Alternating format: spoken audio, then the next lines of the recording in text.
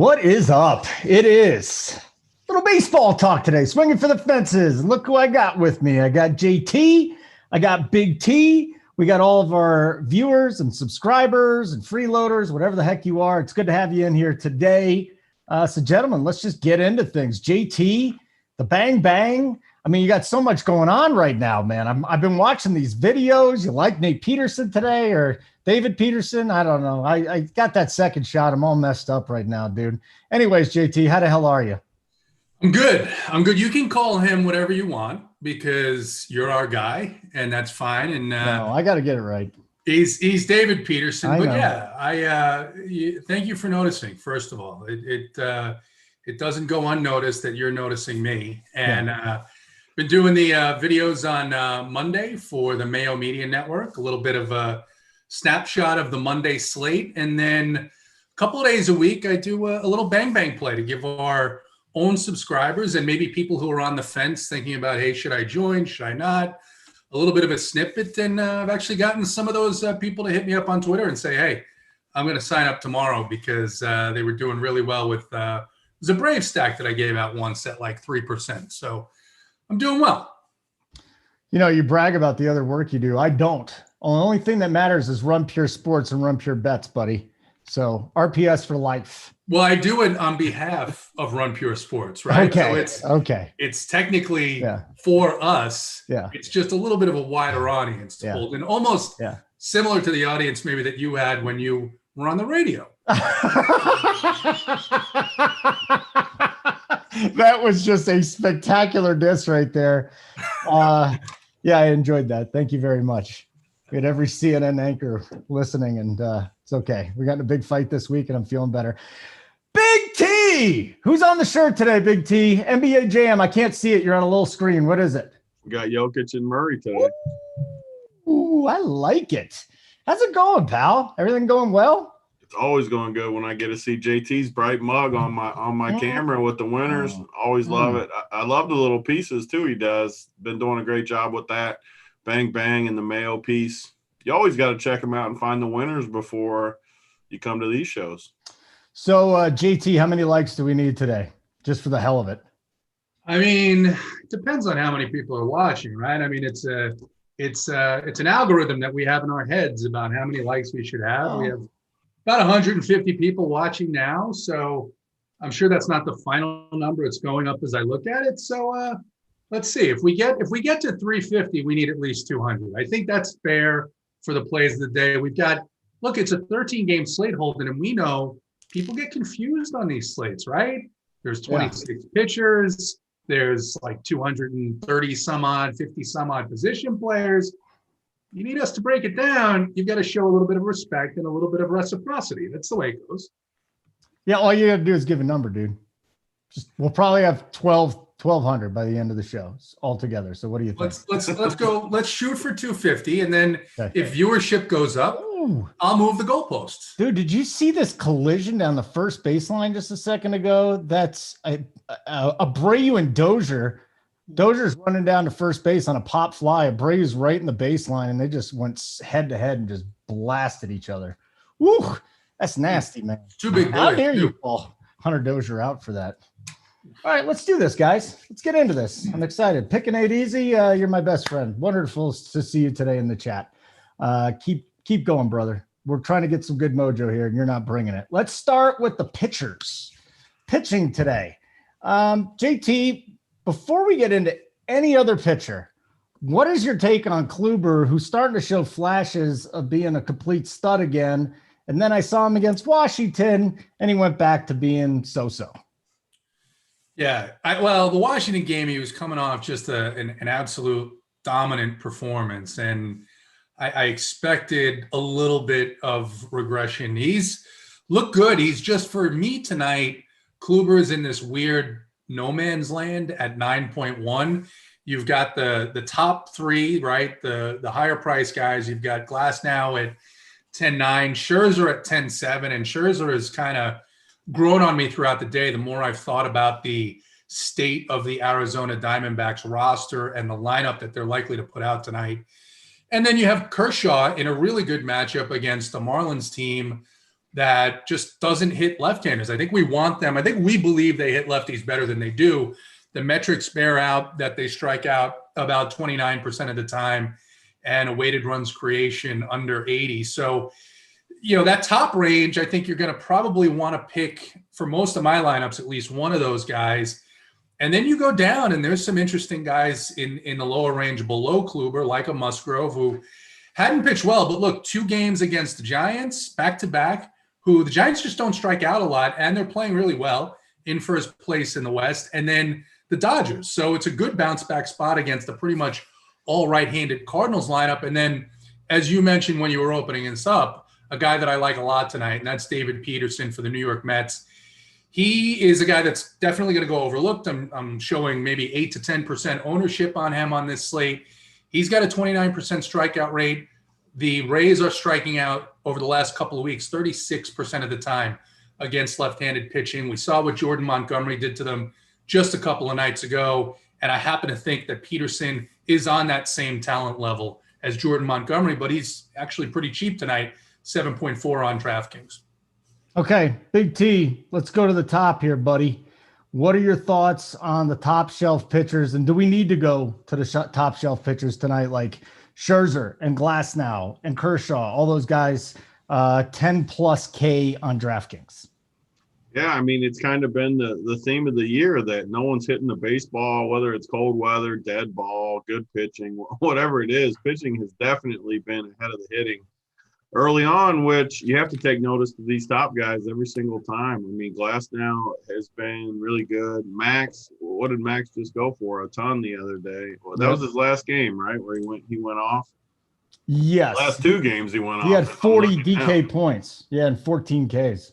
I mean, I was a little worried about him coming into the year, kind of how JT said a little bit. And since then, he's gone 33, 32, a stinker versus Toronto, but then 2 more 40 pieces back to back. Clearly back in form. Arizona hasn't looked good. I think as we don't have a lineup, I'm assuming there yet, but we don't have an Arizona lineup, right, Holden? I do not see an Arizona lineup yet. Okay. No. Yeah, I mean, Asdrubal, my boy Asdrubal just keeled over last night running to second base, so I don't think he's probably not going to be in there. I'm not scared of that lineup. Love him. I mean, Kershaw against Miami, I kind of like all 3 of these guys at the top. I mean, they all have a safe floor, good ceiling. I don't know. I mean, I think I'd still rank Glasnow number 1, but I like these other 2 guys too. I don't really have anything negative to say about any of them. I think they'll all 3 end up similar ownership too, between like 25 and 35%, right in that range. I don't know. I mean, how do you separate these guys, JT? Yeah, I think so the more I look at, like I said, so let's break down Glasnow. Glasnow in a good spot. The Mets don't strike out nearly as much as these other teams, though. So it's a difference of honestly 12% between how much they strike out and how much the Marlins strike out, and a difference of maybe 3 or 4% between them and the Diamondbacks. But like you pointed out, Asdrubal got hurt last night. Christian Walker has been out. It looks like Carson Kelly has been out for a couple games. I don't think he's on the IL, but he hasn't been in the lineup. So, you look at Max against that lineup and what he's been doing, and it's only a $200 discount, but there are some models that I'm looking at that show the Mets projected to score like somewhere in the neighborhood of 1.4, 1.5 more runs than Vegas has them projected, which still only puts them around 4. I'm not saying I want to stack the Mets, but if I'm choosing between those 3 guys, I think I give the lean to Scherzer over Glasnow for a couple of reasons. One, it's the watered-down Arizona matchup. 2, you've got no bullpen in Washington that just got worked yesterday in that game. I think it was two days ago against that Phillies team. So, that manager doesn't want to go to his bullpen. Then you've got Kershaw, who at 10K is probably $400 to $500 overpriced for his underlying metrics, but it is a great matchup. But can we trust Dave Roberts? Look, if the Dodgers get out to a 6-0 lead, a 7-0 lead, something like that, Kershaw is not going more than 6, and he may only go 5 like he did against the Angels. So I think that's where I lean more on Scherzer. And it looks like, Kershaw may actually get a lot of ownership tonight, which is normally a good thing with him, at least the last couple of years on these big slates. He hasn't had that huge ownership tax. So, Tony, like, where else are we going? So we're talking about the top shelf guys. I at least have been looking at Kluber at 9-1 on DK. I know David Peterson is a guy that JT is pretty into. Anybody down low that you can actually make a case for, or is this another night where we're picking it up? I'm going to throw out one other name to you, Sandy Alcantara. The Dodgers offense has been struggling. I just don't know if he gets enough strikeouts, but I can't imagine at 8.9K, he's going to be highly owned. What do both of you guys think of Alcantara and anybody below the studs, Big T? Yeah, I mean, you're not using Alcantara. At least I'm not. Again, it's just it's too expensive of a spot against a good lineup, even if they've been struggling. There's tons of pitching on this slate too. You just don't need. I mean, he should be like 5,900 or something, not 8,900. Then maybe you could consider him. I mean, it's a bad slate for him. So definitely not considering him. But I mean, as you get lower, you have to consider Musgrove against St. Louis. I know he's been a little off since that great start, but St. Louis is a great matchup. The 8,700 price is too cheap. He should be closer to 10K in my opinion. And I think he is one of the best plays in Peterson. So JT was talking about this matchup with Peterson, and man, it is a good one. That's why I like having JT on here with us, where we can find some of these gems. I mean, you look, I'm a small sample guy in baseball too. I know a ton of people aren't. A ton of people are long sample. They want 7 years of data and all this. If you pull up just the 2021 numbers, which all these Tampa Bay guys have between like 40 and 60 ABs. So not a ton in this sample, but the strikeout percentage is outrageous. 32%, 34, 32, 45, 62, 42, 28. The only two guys under 20% are Margot and Diaz, and they're close to 20% themselves, 18 and 19. So, I mean, Peterson, that is a good call from JT because the price is good, the park is good, the matchup's good, the Ks are there, everything for Peterson. So he immediately goes to number one on my pitcher ratings overall too, not counting all the spot. When we got cores, we got offense on this big slate. Sign me up for, what is his exact price? 7,400. Sign me up for that. I'm definitely in for that. And Musgrove and Peterson are the two guys in the mid-range that stick off the page to me. All right, JT, who are you considering? Just what's your whole pool? We talked about the top shelf guys. Who else are you throwing in your pool besides for Peterson? Is Musgrove in the pool of trust? Anybody down low tonight? Yeah, Musgrove I talked about. Musgrove was the guy I said that he's coming off, people, especially people who look at game logs, he's coming off 3. If you look at the game logs, they were horrific games. He didn't pitch horrifically. He wasn't sharp.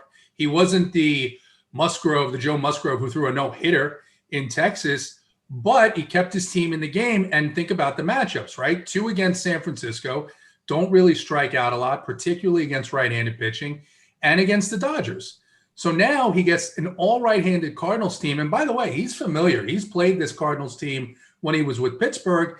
He's a much different pitcher now, and he had success off and on against this team before.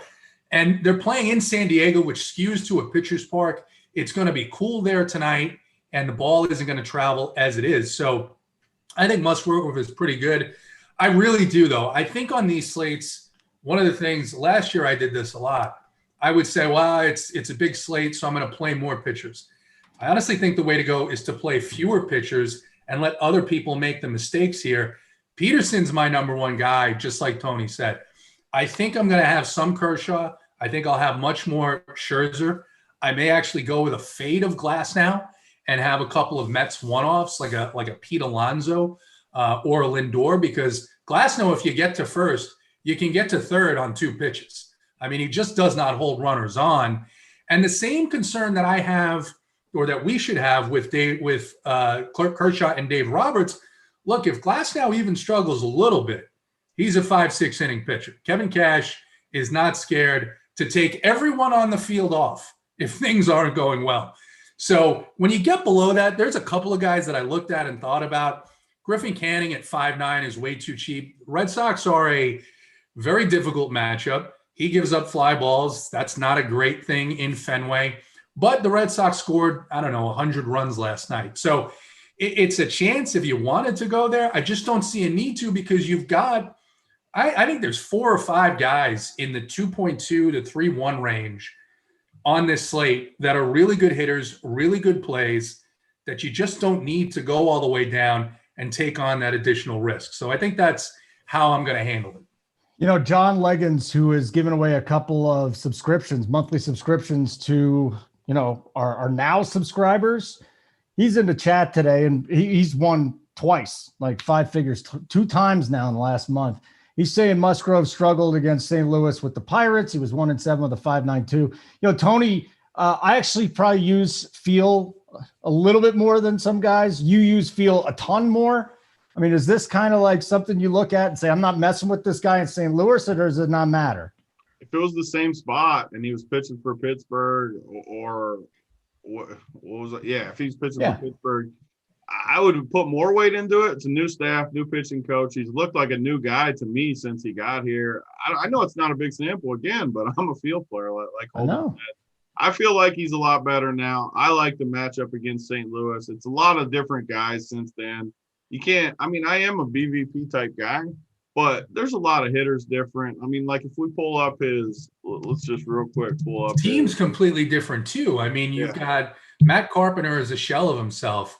Great point. Carlson, Bader, all these right-handers that weren't on that team. And, I mean, there were a couple of games where he had really good starts, but it is he is a different pitcher. And I like to look at patterns of what a guy, especially with pitchers, have they pitched well? Have they pitched poorly? And I like to jump on guys like Musgrove when they've come off of these poor starts. Now, I'm not the only one.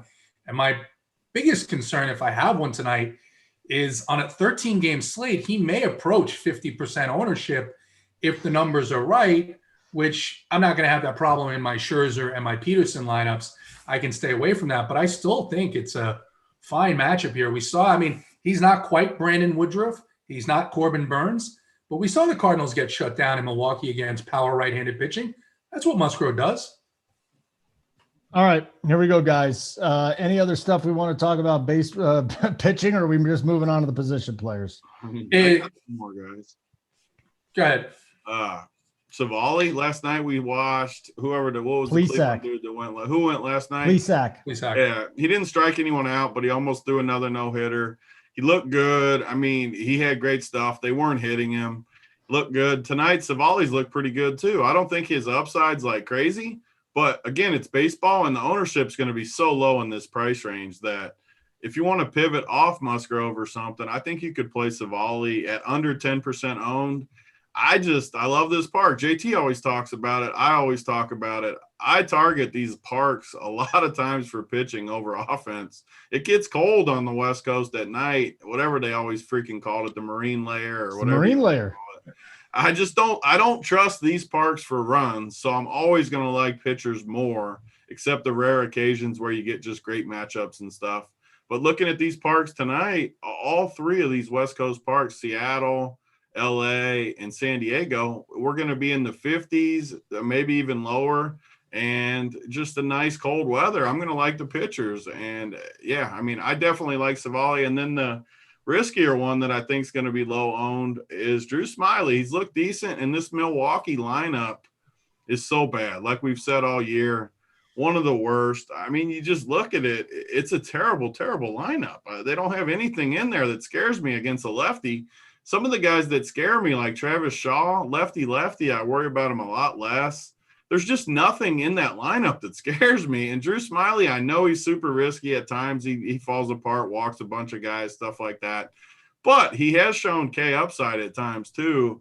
I'm not willing to take a little stab. So I'm down to 6 pitch. I like JT brought up that point too. I'm always a small pitcher pool type guy. Right now, I got 6 in there: Musgrove, Glasnow, Scherzer, Smyly, Peterson, and Savali. I want to try to maybe narrow 2 more off that. And I'm not getting rid of Peterson. I'm not getting rid of Musgrove. So Maybe I get rid of Glass now, and even Max. Max has a tougher park. I'm assuming the roof will be open again. I like Peterson so much that I might load him in almost everything. Okay. JT, what do you want to add to pitching before we move on?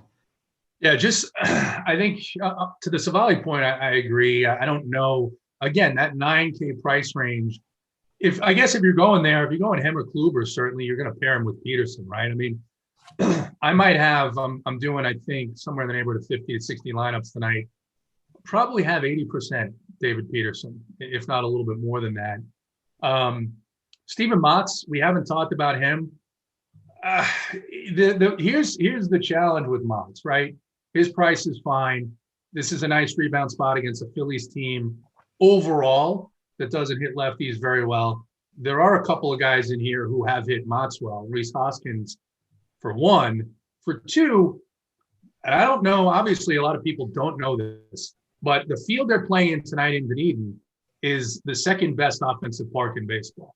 So even though Matz is throwing fewer fly balls, there's a pretty good chance with a wind blowing out to right field at 20 miles an hour that he's going to give up a couple of pops.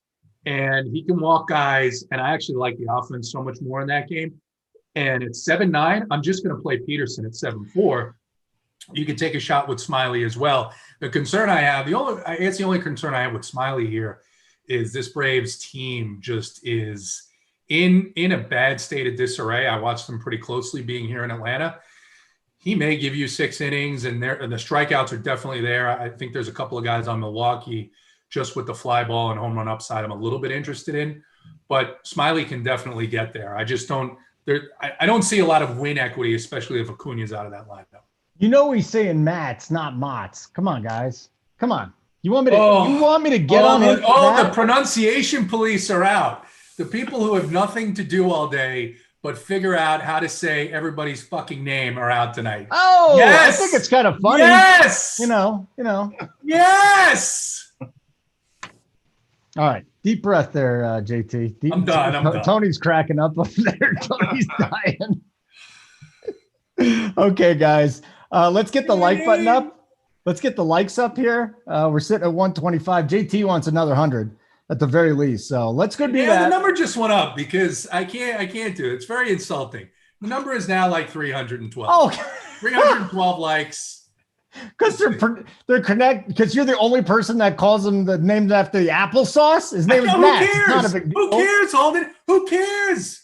Maybe they don't know who he's talking about. Nuts, who cares? Maybe they're like, who's Mots? Who is this guy? Who does he pitch for? How do I find him? Holden was calling the Alf yesterday, so you can't pronounce the dude Alf and then get on other people. Alf Payton? Love Alf Payton. Alf Payton had a strong game yesterday. Get out, baby. Oh, this is beautiful, man. The Royals are just, woof. You know, I saw a thing today just completely kind of off the DFS thing. Teams in 7-inning games that have the lead after 3 are like 80% winners. No matter how shitty the team is, they go on to win. Oh, there. We also just hit the over in the Kansas City White Sox game. Beautiful. I want to remind everybody that we've got the RPS Heater 25. It's the promo code for the site. Monthly or Elite Plus bets. 25% off your first payment. Works for monthly subscriptions only. RPS Heater 25. And, at this point, you've been watching for a long time. You know how the members keep winning here. And the members keep giving back, too. Like John Leggins, like Pinto Got Flow. All these guys hooking you up. So pay it back. Get up there. Try it out for a month. It is totally, totally worth it. Great point, Izzy. This is why we don't do hockey on YouTube, because you wouldn't understand the damn name. Actually, I did those hockey shows. I was pretty good at that. JT, I need to do a hockey show and a women's tennis program with you. Okay, can we do that sometime? I mean, it'd be fun. So Harry, let me ask. Because one thing, right? Just like the public is going to play Kershaw tonight, right? We're going to go a different guy. How does the public say it? Steven Matz? Yeah. Is that how you're supposed to say it? That's how everybody says it. Yes. Everybody but me. But yeah, you keep going, Matt. What are you talking about? How did he pronounce it? Matt. I'll tell you this much. I've been on other shows and I said Lillard. So just so you know, JT is definitely changing things. That's all I could say. They're like Lillard. I'm like, oh man, that's how you pronounce it. So no, I made a mistake. I made a mistake when I pronounced it the right way, which is the wrong way.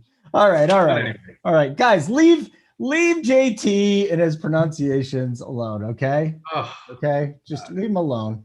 And Harold, I never said Giolito was broken, but there's no doubt about it. His release point is not where it was, and he's not the strikeout pitcher that he was. But thanks for giving me a shout out. I appreciate that. So Giolito has actually said it's because he doesn't have James McCann. And there's a bunch of guys in our Discord that are always talking about catcher splits that we honestly, to be fair, we have laughed at. Yeah. And now I see Giolito. It does make some sense. I mean, it's his release point, dude. I mean, that's all it is. If he fixes that, he's going to be fine. But that's neither here nor there. Neither here nor there, my friend. Let's get into the position players tonight. And we'll start, of course, as we always do, catcher. Usually doesn't take too much time. Are you paying up? Are you saving some money at catcher? Who's in the circle of trust at catcher, JT?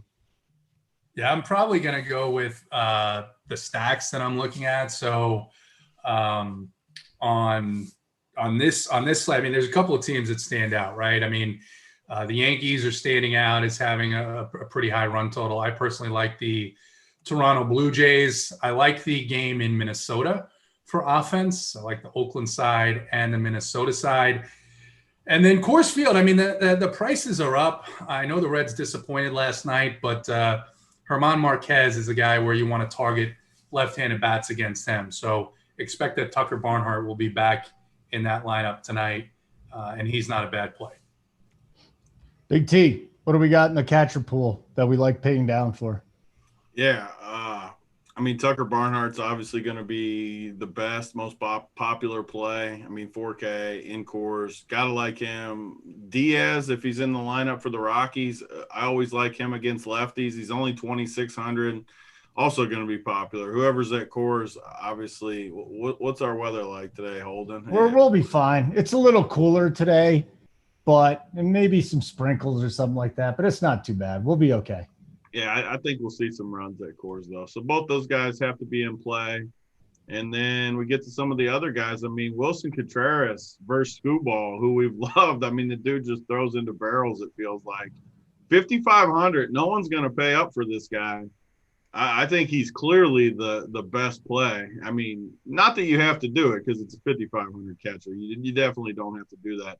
But if you can afford it and you like your team and you can get up at catcher, he would definitely be my guy to go with. Some cheaper guys. I mean, you got Avila if he's in the lineup for 28. You got Maldonado's always a punt guy that I don't mind throwing in there for Houston. But, I mean, the Coors guys are going to be the direction I'd start with until we see more of these lineups. Okay, boys, let's move on to the first base position. And again, we've just got so many players. We got so many games tonight. And let's face it, Moustakas, he's been hitting the ball. He's going to be the chalk at Coors Field. There's no doubt about it.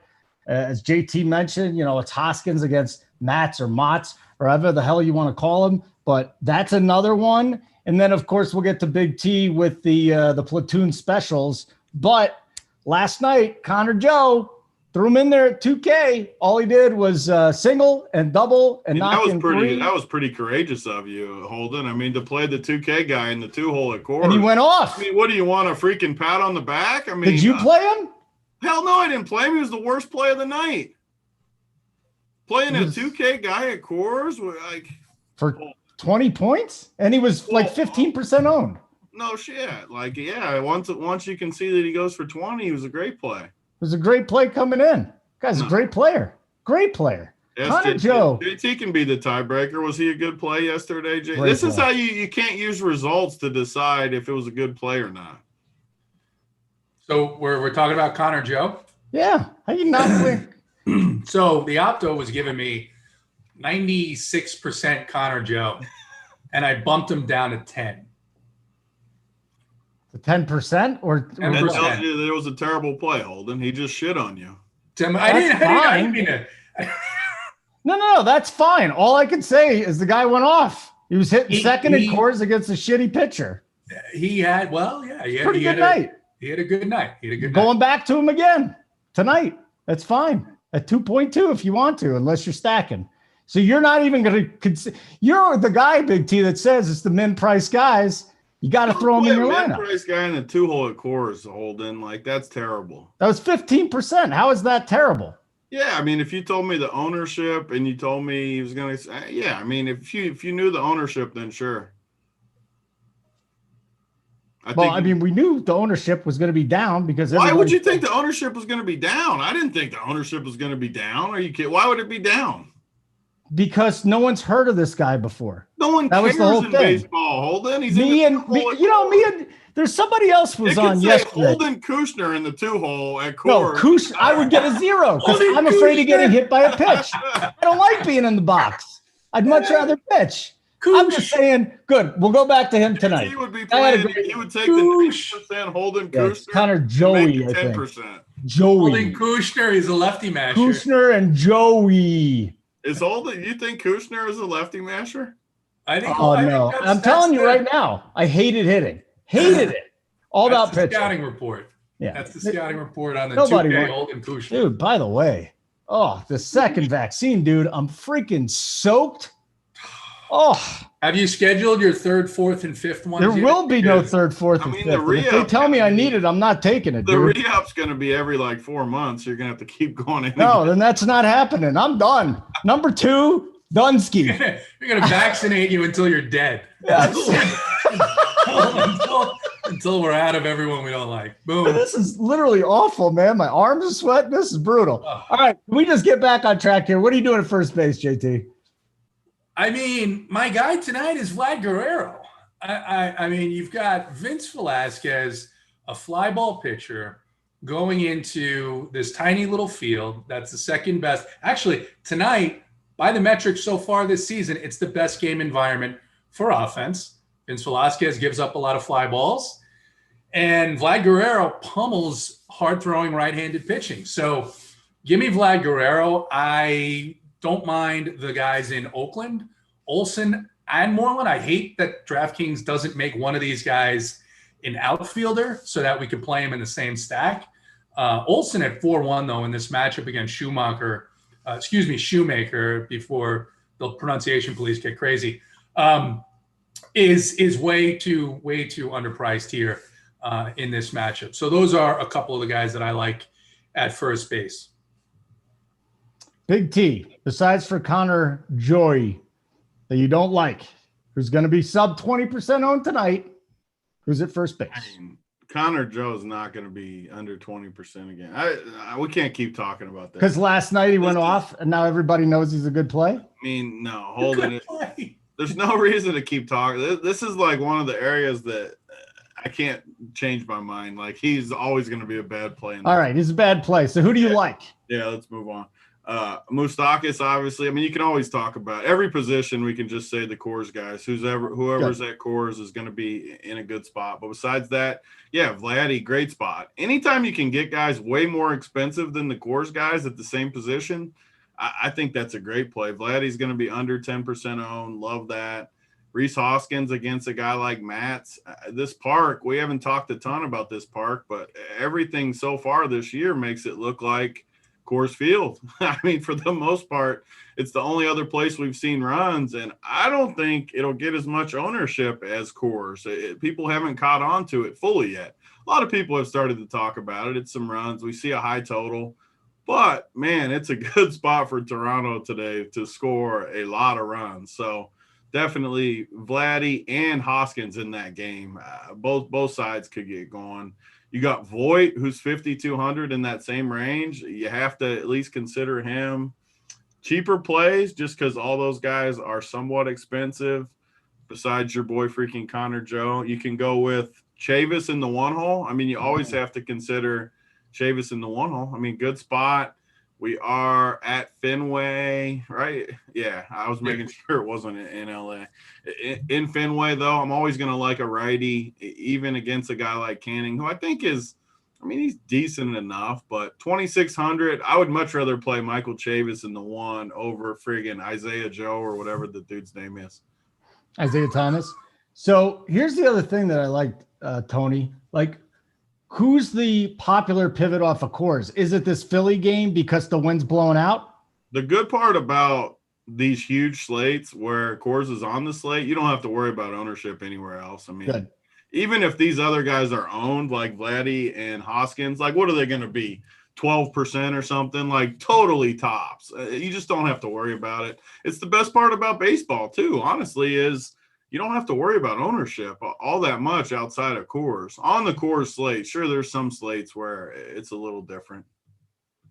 What do you think about that pivot to Philly Atlanta tonight, JT? I mean, it has to do with the Braves, so I feel like you're all over it. Philly's playing in Tampa against Toronto, and I do like that game quite a bit. I like the Toronto side quite a bit, and then I think there's a couple of Philly guys that you could go to. Hoskins is one of those guys. One of the other first basemen that game out in Arizona. I like the Nationals offensively against this matchup. Riley Smith is a guy whose underlying metrics not very good, and that Arizona bullpen again last night had an absolute meltdown and gave up a bunch of runs. So I like Josh Bell as well here as the guys that we talked about. Okay, very good. Let's talking points. What do we got here, guys? DC's not here, so make sure you subscribe to his podcast every morning. DC's podcast is terrific. Subscribe to all our podcasts. Run Pure Sports. Hit the 5-star review for us. Our podcasts are everywhere, just about where you find your podcasts. So I guess they're podcast providers. So the second base position tonight, we'll move over here. And JT, let's talk this out here. Luis Arraez is cheap. You've also, I mean, you got some guys way down here. There's some cheap second basemen tonight that I actually don't mind too much. Anybody else? Arraez really stands out to me. Who do you got at second tonight? So in that same Toronto game, Marcus Semien. Yeah, Marcus Semien with a very high fly ball percentage. I think, obviously the Coors guys, right? You've got Hampson, who's a righty, power hitting righty. He hit a home run last night. The problem with stacking up these Rockies, even in Coors against Wade Miley, is even if Wade Miley gives up runs, these guys, he forces them to beat the ball into the dirt. So it's just not the most exciting stack prospect here. You're waiting for the bad Cincinnati bullpen, which you're hoping that maybe Miley goes a little bit less coming off that no-hitter. Senzel, I think, got hurt last night. He was very highly owned. I think he came out after his first or second at-bat. Josh Harrison at 3.3 on Washington against Riley Smith.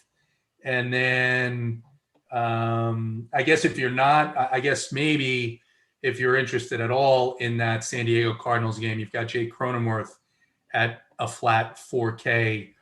For the Yankees, Yankees are in a good spot. We didn't really talk about the Yankees at all. Dean Kramer is still figuring out his way through MLB. The problem is the Yankees offensively, it just hasn't been there. They are battling some injury issues. It looks like Gleiber is out. Hicks was out, I think, last night or the other night because of a wrist injury or something like that.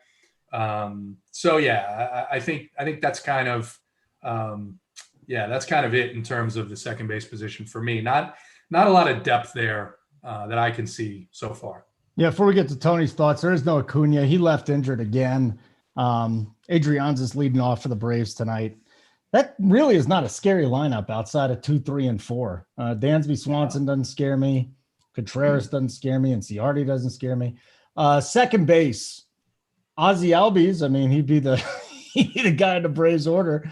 But Tony, can we find a nice little platoon guy here, or is there just somebody else that sticks out to you?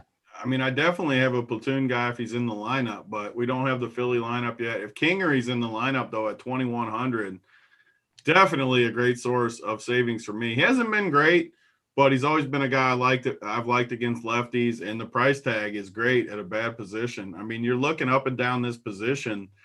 Outside of the obvious expensive guys, Altuve, DJ LeMahieu, these stud guys who are expensive, you can always play those guys. Like, we can come on this show and tell you to play Jose Altuve against a bad lefty all day. It's just, anyone knows that. Like, we shouldn't have to tell you that. But you go down, and there's not that many plays as you go down. I mean, Gene Segura, basically every play in the Philly game and the Coors game are going to be pretty good plays today.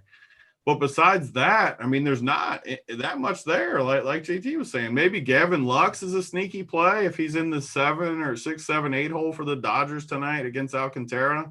But I don't love that. I mean, I hope Kingery's in the lineup, because if Kingery's not, I think you're going to have to go up. I really don't see much other value at this position.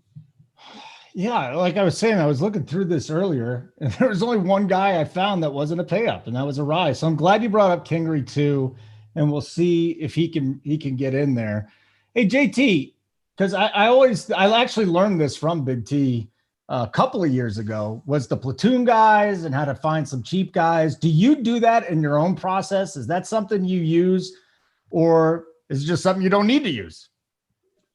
Yeah, I think you're going like last night, for instance, right? Last night you looked through the positions, and I was just looking on the DraftKings app, and I get to shortstop, and I look at the options, and it was just clear. You had to play Xander last night, right? There was like just really no other shortstop options. So yeah, I do that, and that's an example of a spend up, but absolutely, and that's why even looking at this second base position, I mean. If you're stacking the A's, maybe you're interested in a little bit of Jed Lowry, even though he's 4.9. It's a tough price to pay for that guy, but yeah, absolutely look at the position, see what the equity is. Outfield, you can usually almost always find one of your outfield spots that you can find a good play in the 2.2 to 2.6 range. So we'll move on to our next position, which will be third base. And again, Moustakas is going to be the chalk here, but as Tony was saying, really doesn't matter at this point. Biggio's starting to hit the ball. If you want to go under 3K, it seems like Bohm is in my lineup all the time. Alec Bohm just seems to be in my lineup all the friggin' time.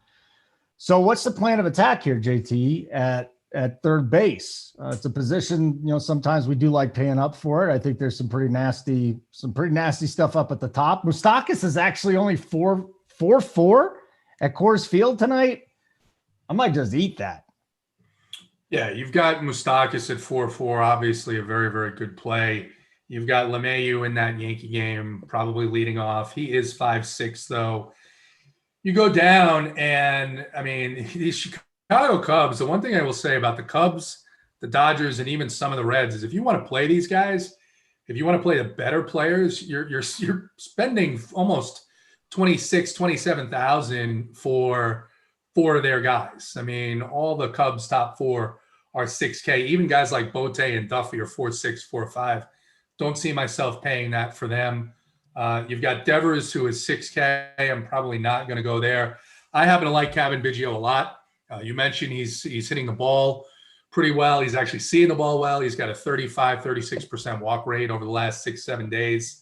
I probably will leave the I'm leaving the Atlanta Braves alone tonight. In the Minnesota-Oakland game, you've got Donaldson at 5K. The Astros, again, this is more of a pitcher's park here. The thing, Wes Benjamin is not a good pitcher, but I don't think Wes Benjamin is going to be in there very long. He's going to go 1 or 2 innings, and then you're going to see a bullpen game, essentially, I expect, from these Texas Rangers, which means they're going to just see a different arm every inning, every couple of innings. So at 5.7, I think there are better plays than Alex Bregman tonight. Starling Castro for the Nats is 3.3. And then, again, you've got McMahon at 5.1 and Suarez at 5.5 is now all of a sudden today, he's also third base eligible. So DK has been a little bit interesting with some of these position decisions. It seems to change every day on some of these guys. All right, hit the like button, you people. Would appreciate it. Sean V says Moose might be dinged up. Thought he got hurt yesterday. He did, actually. He dinged his shoulder, but he's expected to play tonight. Senzel's the guy that we're waiting on. I don't know if Senzel's going to play. He hurt his foot or his heel or something like that. So just keep an eye on that if you're going to be stacking that game tonight. And if you want to downgrade Moustakas with the shoulder, fine. It's up to you. But let's see here. Here we go. We got the lineup. It just popped.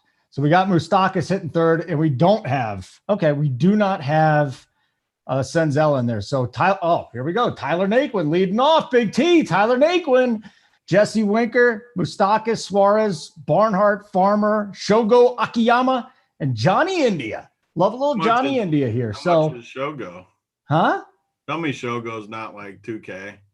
Let's go find Shogo, man. Let's go. Well, give me your third base breakdown. I'll get you all the salary from there. 2.2 for sure. Oh, I knew it was gonna be. So what does that mean, Big T? Fade. I mean, it's tough to play that. I mean, it's people are gonna like it though for sure. I guarantee Tidal just slipped his hand down his pants. He's definitely excited about that price tag. But third base, I mean, same thing as every position we've gone. Coors Field, Philly. I mean, you got Bohm 2,900, Biggio 34. I think those two are clearly the two best plays just because of price.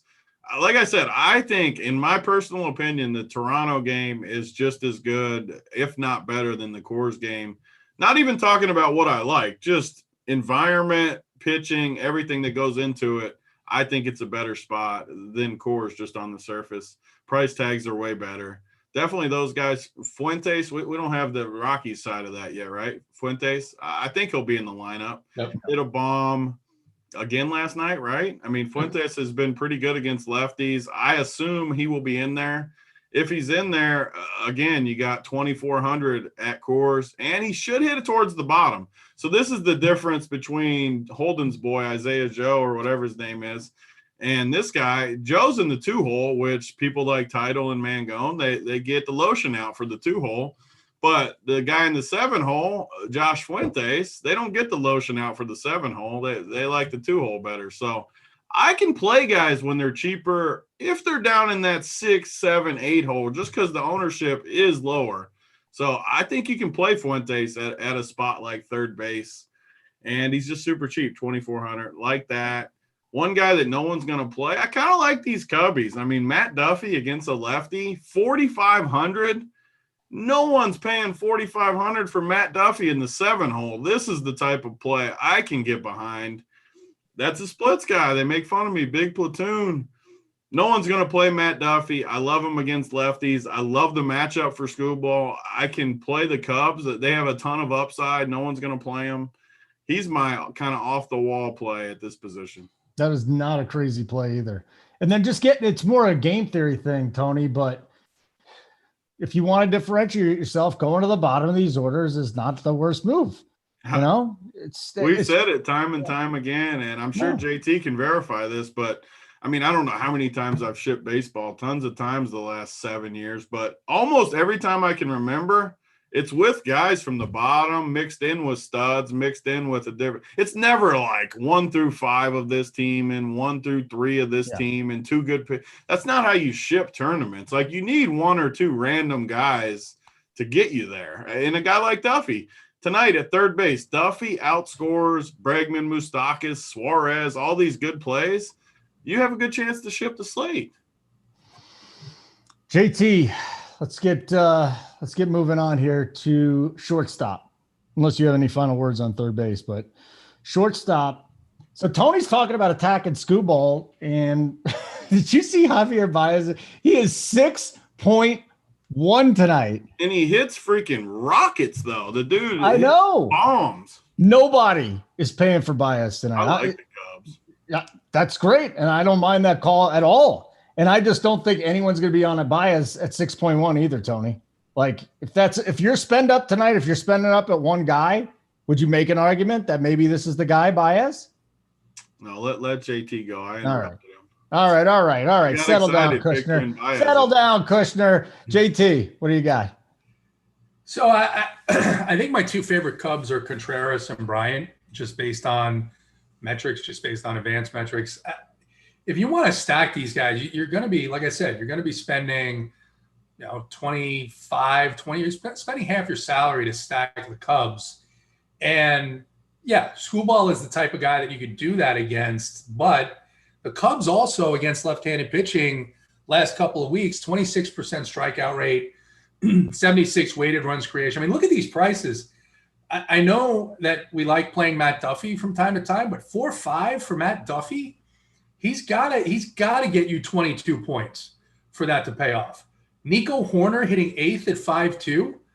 I mean, it's almost a situation where the kind of theory of math here is you play screwball and watch him strike out 9 of these guys. But I'm not going to do that. I don't think. It's just I prefer Contreras and Bryant to these other guys, because then you're going to be if you stack this team, you're going to be looking at the Connor Joes and the Kingerys and the Fuenteses to fill out your lineup. And if they go off, that'll work.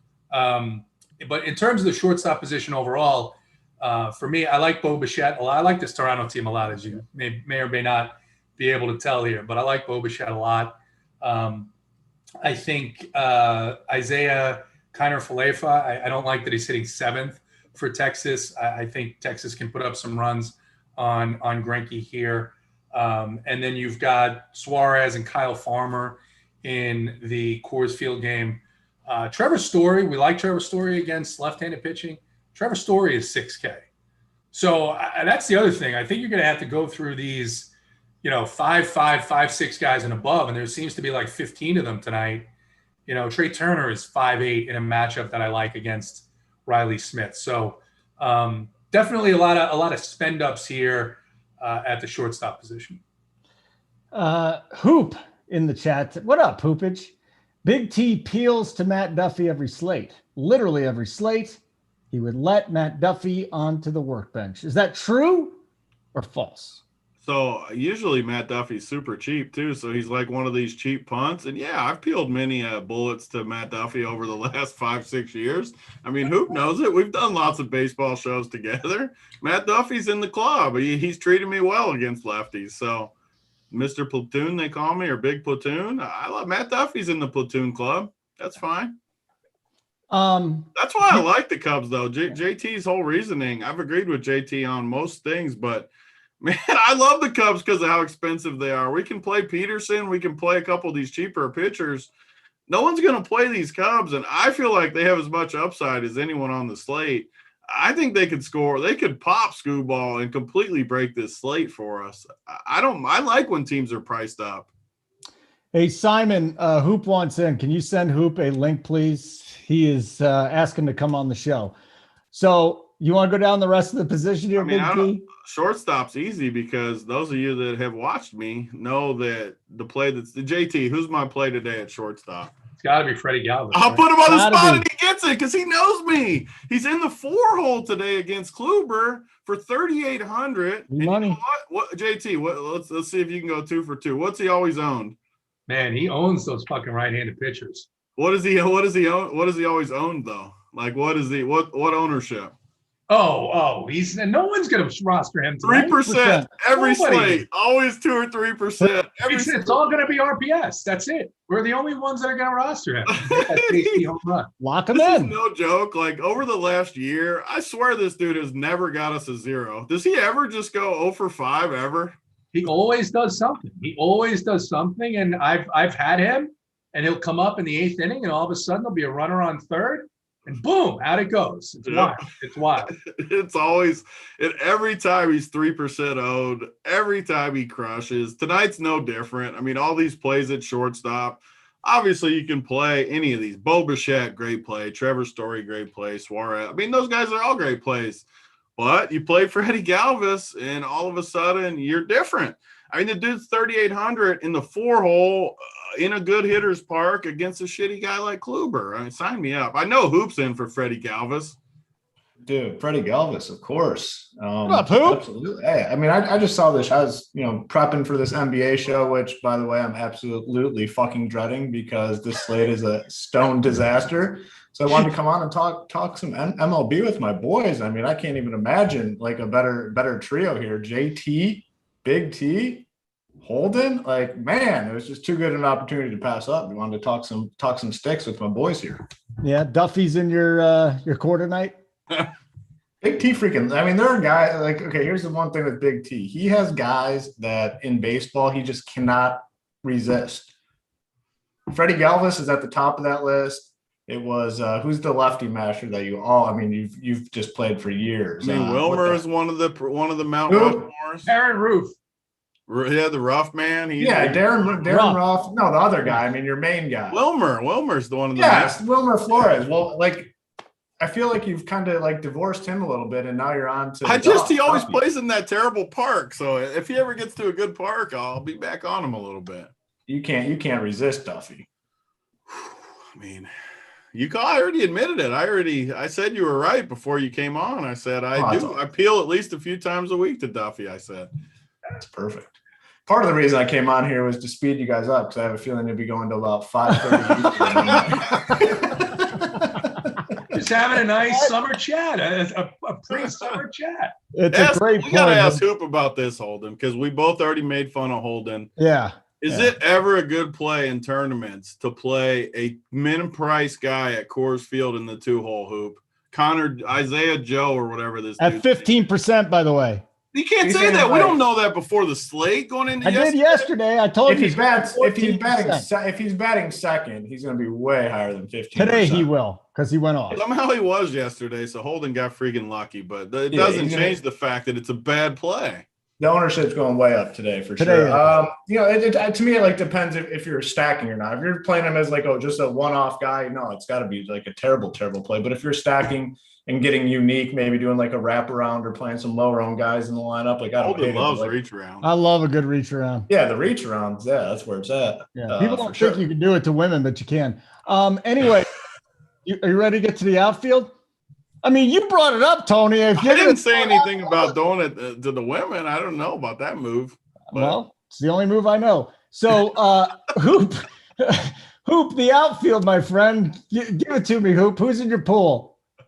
I'm pulling the big T right now. Like I'm hopping on, and literally, I'm just beginning to look at this slate. Like, I don't have much interest in. I don't have much interest in talking baseball. I'm not going to lie. Like let the experts. Food Hoop.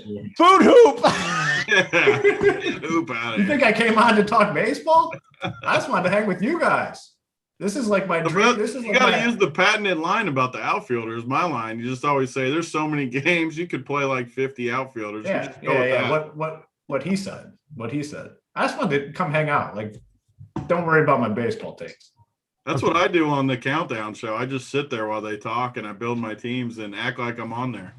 I'll say one thing though. After NBA last night, the first thing I did this morning was sign up for MLB contest because man, this NBA, that was it. I'm done. Like tonight's like the NBA slate tonight's like my least favorite thing where you have like 45 like min price value plays that you can play and then spring training. If you play spring training baseball, no studs really to play with them too. No, it's like the worst pot. I mean, it's literally like the worst basketball slate of all time. Okay. Yeah, everything's getting weird over there, guys. Settle down, chat. Settle down. Outfield, JT. Let's get you on the horn here in the outfield. One quick thing before he goes into outfield. So Altuve's out of the lineup, and Robel Garcia is in the 1-hole for 2,100 for Houston. Immediately, one of the best plays of the slate. Obviously, just to get a little bit different there with 2,100. I think the dude's decent too. Isn't that guy decent, JT? No, I mean, you're allowed to say no. No, I don't see. I think when these guys come up, I mean, they're either going to be great right away or they're going to struggle. I mean, it's the same conversation as the 4K pitcher last night, right? He's 4K, you don't know what you're going to get. He's 2-1, you don't know what you're going to get. I know that, Wes Benjamin is only going to pitch a couple of innings, so you've got at least one at bat. He'll probably get 3 at bats, but. Maybe. Okay. The thing is, he's a second base shortstop eligible, and we talked about the relative weakness of second base. Yeah. So that is something that is interesting. If you wanted to go, let's say you wanted to go, either Scherzer, Kershaw, or Scherzer, Musgrove, something like that. Well, now all of a sudden you have an easy way to do it. Hey, Tony, you're the boss. Should we hurry up for Hoop, or what are we doing here? He doesn't need time for NBA today anyways. As long as we're not talking, as long as we're like having fun, having a good time. I mean, just like, as I said, let the good times roll. Real quick though, what did you guys say at pitcher? He just bolted. Run to the restroom real quick. What's the deal at pitcher? Who'd you guys? I didn't hear the beginning. Who do you guys like at the top? At pitcher, all the big guys. Yeah, which one though? Scherzer? I I prefer Scherzer to Glasnow and Kershaw. Yeah. Peterson. Where I'm at. David Peterson for the Mets against the Rays. And then other guys you can use are you could use, not a lot, but Kershaw's in play. Yeah. That's I was just curious about the top tier up there. So Yeah. I'm with you on sure. Yeah, we're not doing anything. Hold on, Musgrove is in play. Musgrove. Yeah. He seems like a really just too cheap. Scherzer, Peterson, and I'm trying Peterson, Smiley, maybe. Smiley is a mid-range guy. Yeah, that was it. And maybe hold on. I think Big T may have thrown out who was it, Savali, just because Seattle. Savali, yep. I mean, I don't think you're getting that many Ks with him, but you can get some points with him, and he doesn't cost 10K. Should get you 20 points. Where'd you go, Big T? Connor Joe's batting second, like you said. So I looked up. You're running out of the. Yeah, because I had to go lay the law on the kids. They're out there beating each other up. Yeah, I mean, had to do a fatherly duty for a minute there. Good job. Right. Good job. Thank you. Let's go to the outfield, guys. We'll move on there. And so who can we pay up for, JT? Like, who is the spend up tonight? Do we want to go Soto? Do we want to go Trout? Do we want to go – well, Acuna's not in. Remember, guys, Acuna's not in tonight. So, I mean, if you're stacking cores, Castellanos is 6'3", have fun with that. Who's the pay ups in the outfield?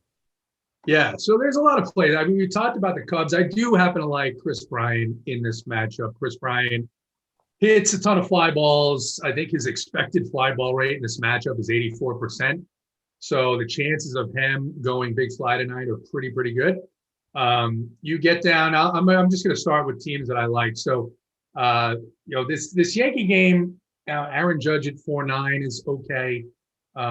Talked about Bryant. Robbie Grossman, 3.4K for a leadoff guy, has been one of the hottest hitters in baseball, as sick as it is to say that. I don't know if it's going to continue tonight. I don't like the Tigers overall in this matchup, but Grossman at 3.4. Teoscar Hernandez, he went double down on Wednesday and got us to 14 or 15 points last night. Him and Grichuk are guys that hit right-handed fly ball pitchers very well. Again, 20-mile-per-hour wind blowing out to right field in Dunedin tonight. I don't mind for cheap Tyrone Taylor hitting third against Drew Smiley. Smiley can strike out 10 and still give up 3 home runs. So Tyrone Taylor, Avisail Garcia at 3.1.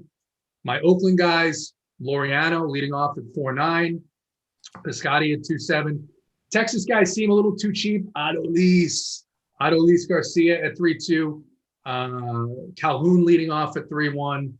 You've got the Coors game. We talked about Naquin already. Naquin leading off at 4.3. Really good value there for him leading off in Coors.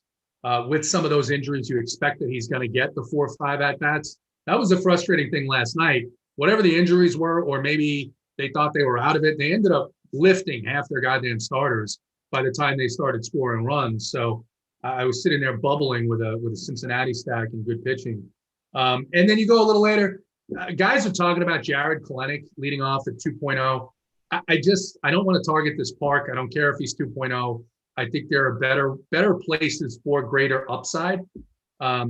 I think the Dodgers will actually get to Sandy a little bit. The bullpen behind him has been league average. So Betts at 6.1. And Grisham leading off against this Oviedo who's got talent, but I'm not seeing that he's major league ready yet. So that's kind of a quick look for me. No, thanks, chat. That's right. Castellanos is out. So tonight for the Reds, Senzel and Castellanos are out. And remember, Moustakas is playing with a little shoulder.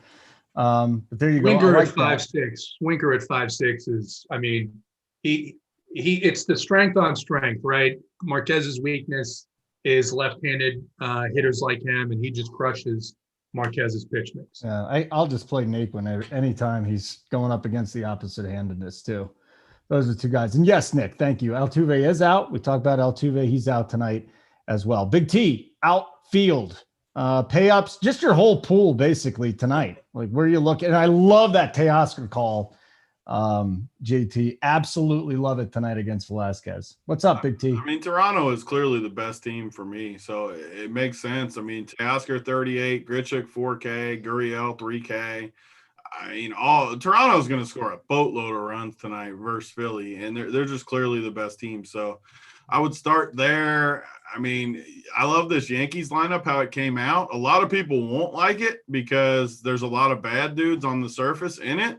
But Clint Frazier in the 5-hole, he's another guy I love. It's not the splits matchup tonight, but Clint Frazier for 3,100 in that 5-hole.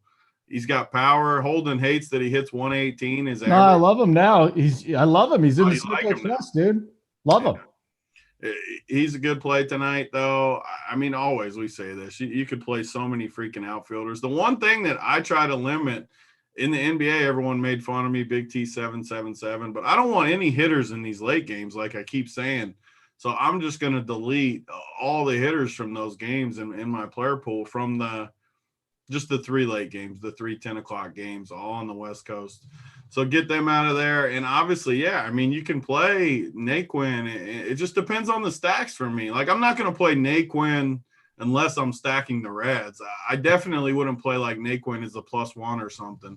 But if you stack the Reds, definitely play him. These Rockies guys, I mean, you got Daza again for 2,600.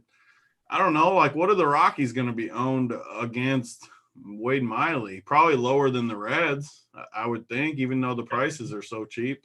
Yeah. You can play I just don't think I don't think ownership comes into play all that much. I mean, you got like 5 or 6 offenses in like really, really good spots. I mean, you have the Phillies Toronto game, you have Houston, you have the Coors game, obviously, the Red Sox, you have the Nationals. It's a big slate and 6, 7 offenses that all have similar team totals. I think that the ownership gets pretty spread out. Okay. Hoop, how's the basketball going there, buddy? Oh, just looking it's miserable, isn't it? Can't wait to talk NBA for an hour after this. It's going to be very enjoyable. We'll go a little long for you. We'll go long for you so you can kind of Isaiah Joe may be in play in NBA tonight. You never know. Isaiah Joe. Let's go. Isaiah Joe in NBA and freaking play all the Joes. Anybody else? I will say JT Hayes has such a lasting impression in the NBA streets. Like, just doing shows with JT all season. Like, whenever I see some of these names now, like JT's face is the first thing. Like Tony Snell, I don't think I can, for the rest of my life, if I see the name Tony Snell, there is no chance that JT Hayes does not pop up like in my mind. You know, we're gonna be doing shows like 7 years from now. Hoop's gonna still be using that joke, like Tony Snell, JT Hayes is just like with the wrestling. Hey, I do keep the bits like for a long time, but the FedEx one I was doing for a while, that finally fell off. So I let that one go. Back to it. I think maybe we should. Yeah, I did. I know we do need to bring that bring it back one time. Yeah. Hoop, do you want us to throw a play of the day thing up for you here? Or are you just going to buy? Yeah, he's not coming on and not giving a right, that's it. You better come up with someone fast. Got it. I got it. All right, real quick. Before we do the plays of the game, the stacks. Number 1 and number 2 and number 3, JT. Yeah, number 1 is Toronto. It's easy. Talked about the weather, talked about the park, talked about the matchup. This is just a really good, especially Velasquez is a guy that I love to, and I do this with a lot of pitchers, but they're patterns, right? Velasquez coming off of 2 pretty good starts. Not great starts because he just doesn't have that upside anymore with Girardi managing him and the way that he's pitched. But 2 good starts, probably feeling a little confident. And I think he gives up like 3 home runs in the first inning. I mean, that's just seems to me the type of game that this is going to be tonight in Dunedin. So I like them quite a bit. My second stack, I would say it's more of a game stack. I like pieces of both these teams. I think these 2 pitchers are, we know that Matt Shoemaker is not very good anymore, and Frankie Montas a little bit overrated. Has always struggled in this matchup. I think he's got something like 6 innings pitched against the Twins, and he's given up 10 earned runs. I think the Twins will put up some runs tonight. Nelson Cruz's price is down a little bit. You've even got a cheap outfielder hitting 5th in Trevor Larnach. And then, look, again, I've said it. I hate that you can't play Mitch Moreland and Matt Olson in the same lineup. But against a guy who gives up a ton of fly balls and a near, I think, 2-something ISO against left-handed hitting, Matt Olson, Mitch Moreland, Jed Lowry, and Laureano leading off can steal on him.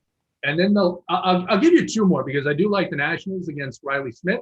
I think they're priced down a bit. I like Soto in this matchup, Schwarber, Josh Bell, even Castro if he's hitting fourth. And then a sneaky one that I'm going to sprinkle throughout a couple of lineups. It's not for the faint of heart, but if you want to get to the top and this works, this is going to get you to the top. Frankie Lindor, Dominic Smith, Pete Alonso, and Kevin Pillar against Tyler Wilson. Okay, we got it there. Big T, give me those stacks. Toronto #1.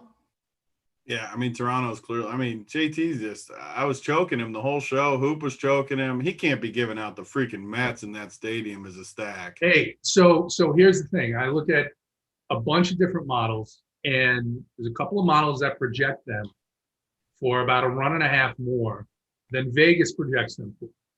Tyler Glasnow is priced at 10.9. He's the highest priced pitcher on the slate. Again, like I said, I'm playing 60 lineups. I might have 4 that have a 3 or 4 man Mets stack with it. That's what I'm saying. I'm not saying make this your main lineup, but I'm saying if for the very reasons that I'm playing Scherzer over Glasnow and Kershaw, if that comes and Glasnow, let's say he walks a guy, let's say he gives up a stolen base, he gets a little rattled, boom, he throws 50%, 48% fly balls. Pete Alonso hits 51% fly balls. Let's say Alonso lays into one. Pillar is 3-2, right? That's where I'm talking with that, like 3 or 4 minutes. It's going to be so hard for them to score a bunch of runs, though. I mean, that stadium though, Tampa scored what they scored last night, 8 runs. So it happens. I'm not saying make it your main line. I'm saying if it's ship, then you're going to ship. I agree. That's right. If you want to take a chance. And you should when you're playing tournaments. I mean, you're not going to play any. I agree with that completely. Yeah, that's all. Okay, very good. Yeah, I mean, my stack for sure, Toronto. I mean, those are the easy ones. Toronto, Philly's a good. I like Philly too in that same game. But the team I'm targeting the hardest is Chicago, the Cubs.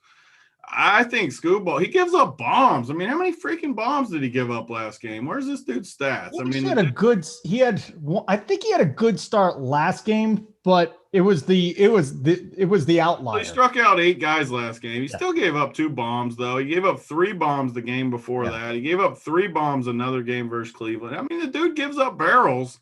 I think it's a perfect matchup for the Cubs, and I love that the Cubs are priced up. I love the upside they give. I think the Cubs are the winner tonight. I'm going to be heavy on them. Yeah, I like that call so much. I'm trying to find some weather and not seeing too much in that game. So it's just the way it is. Okay, gentlemen, wind's blowing in Detroit, 5 to 10 miles an hour. That's not going to keep us off of that. It's going to be warm too. That's the nice thing about this baseball slate, seriously, is there's not – usually we got to worry about a little weather. It's nice to not have much out there. I mean, I don't see anything we really need to worry about. Yeah, nothing. We don't got to worry about that. Let's do Hoops play of the day first, and then we'll get to the rest of them. So what is your play of the day, Hoop? What is it? 4X play of the day? It's always the 4X play of the day. Yeah. Is that because he's going to get 4 times his salary, or is that something else like 4X you can buy at a grocery store? It's going to be both. It solves multiple aspects. It takes care of it hits on multiple levels. What's it's the 4X? On multiple levels. Just like a workbench session with you. Get it done in multiple ways. 4X play of the day. Let's hear it. So it's going to be more of like a stack. I'm going to give out my. It's going to be a stack for like my 4X play of the day. A stack that I like that I think is going to be under-owned. The Yankees. I don't know how much you guys talked about the Yankees, but I think they kind of go a little bit under-owned tonight. There's, like I said, 6, 7 really good offenses. I think they could come in at like maybe like the 8th or 9th highest owned team. So give me the Yankees as a under-owned stack 4X play of the day team right there. Okay. We now go to Big T's play of the day, the workbench. Let's get the workbench taken care of here, Big T. I mean, with Hoop on here and my favorite stack, the Cubs, I got no choice but to go with Matt Duffy, baby. Let's go, Matt Duffy. It's the whole reason I made my appearance. It's got to be Duffy. There's no other way. It's got to be Matt Duffy. All right. Ownership on Matt Duffy just went from 0 to 1%. So from 0 to like you definitely you moved it. You know, you moved it. We'll end up with like 1,500 viewers, and a couple of those guys will play them. I'll probably throw them in a lineup now. JT, what's the play of the day here, buddy? The Eiffel Tower play of the day. The worst part about that is I'm sitting here and I'm like, now I have to fucking play Matt Duffy in at least a couple of lines. Like I'm going to have to increase his projection. I'm going to have to make his projection 100 times what it is to get him into a lineup now. Yeah. Thanks, Big T. Thanks. 2 for 1 because Marcus Semion's going to lead off that game with a bomb, and Vlad Guerrero is going to get you close to 30 points. D-Rock. Like 30 plus. I better play him. If you guys don't read D-Rock's article, I don't even know if it's free or not. I just read it every day. The dude has been on fire with home run calls and with strikeout props. So I recommend everybody to D-Rock. D-Rock, keep your clothes on, but you do a great job. And D-Rock really was ripped. D-Rock was fucked up on that the PGA Wednesday night show. What a blast that was. He was him and Big T were in rare form, but thank God Big T kept his clothes on. Big T's clothes are not coming off. I can tell you that much. All on right. The workbench is the only place they're coming off. All right, here we go. The edibles play of the day. Yes. So I work with Connor Joe. Huh? I mean, we can't have No, you it's gotta be last. Joe. Like, we can't leave the members with the taste of you giving the play last. I don't know why. Why not? I've been Pick pretty a good. winner then. Bring I've been us good out with with a these. freaking win. Yeah. So first of all, I work with these guys behind the scenes. So what JSU does on the final countdown is he'll play guys out of spite. Okay. So the edible spite play is definitely Connor Joe. Yeah. Definitely the best play out there. Because if JFG was on this show and he heard him talk about Connor Joe, he'd start him. In all seriousness, I like Javi Baez tonight, dude. I'm with you on the Cubs. Hold it. See, we can't let you go last. I'll give away good plays. I think at 6-1, like, is anybody going to own this guy at 6 point? Nobody wants Whoever Javi wants Baez. 2 bombs is going to own him. Well, Big T and Holden going for the tag team action. Man, tonight. Hoop, there's no way. Who's going to start her out and who's going to finish her off? I'll start it. Tyler Naquin. Get in there first. Yeah, you want to stay clear of Holden's equipment. I'll be the starter.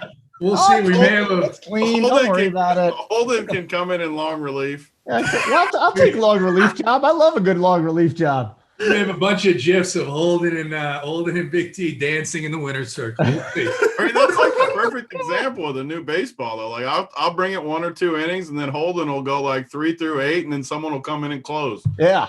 Who's We the have a best closer here? Who's our closer? One of you guys is going to have to come mop up. That's a tough job. I don't want to be third man in. All right. Hoop has a Especially basketball after show. Holden. Yeah. Hoop has a basketball show. I can't imagine what I'd find at that point. You guys are besmirching my name, and you don't understand. I took a physical, and everything's great. So, Simon, thank you for putting up with us. We appreciate that. Behind the scenes, terrific individual. Hoop, thanks for stopping by. We appreciate it. Thank you, chat, for giving us good mojo. Hit the like button on your way out. For JT and Big T, I'm Holden. Stick around for our basketball show. Next, and keep running pure.